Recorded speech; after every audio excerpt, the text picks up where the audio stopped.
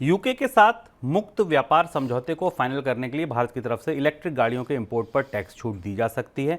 $80,000 या इससे ऊपर की कीमत वाली गाड़ियों पर इंपोर्ट टैक्स को हटाकर 30% किया जा सकता है। ये छूट सालाना 2,500 गाड़ियों तक तय हो सकती है। इसके ऊपर इंपोर्ट होने वाली गाड़ियों पर छूट नहीं मिलेगी। फिलहाल देश में इंपोर्टेड कारों पर 70% से लेकर 100% तक टैक्स लगता है। क्यों कर रही है सरकार ऐसा? सरकार अगर आपको 2-3 दिन पहले का मनी सेंट्रल याद हो तो हमने ये कहा था कि भारत और यूके के बीच व्यापार समझौते में सबसे बड़ी बाधा ये है। और यूके का जो ऑटोमोबाइल उद्योग है, छोटा सा ऑटोमोबाइल उद्योग है, वो ये चाहता है कि भारत के बाजार में उसे इंपोर्ट ड्यूटीज़ में रियायत मिले ताकि वहाँ के जो इलेक्ट्रिक व्हीकल हैं, खासतौर पर कारें भारतीय बाजार में बिक सकें।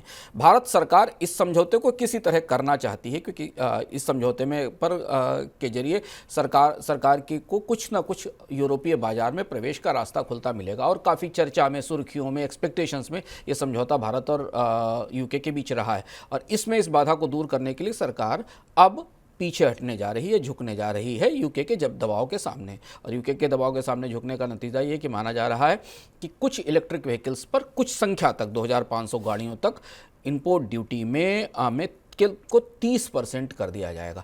फैसला थोड़ा विवादित होने वाला है, इसमें संभावना है, क्योंकि भारत सरकार आमतौर पर तैयार कारों पर इंपोर्ट ड्यूटी ऊंची रखती है ताकि घरेलू उद्योगों में उत्पादन को प्रोत्साहन मिल सके।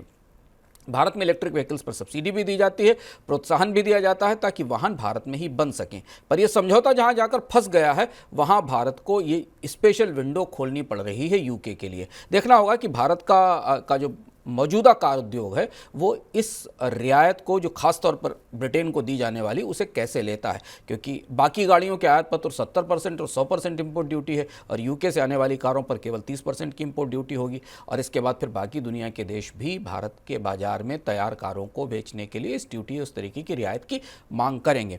ये सरकार की तरफ से शायद इस बात का संकेत दिया जा रहा है कि कुछ रियायत इस मामले में दी जा सकती है। ऑटोमोबाइल उद्योग इसे कैसे लेगा, उसकी प्रतिक्रिया पर हमारी नज़र रहेगी।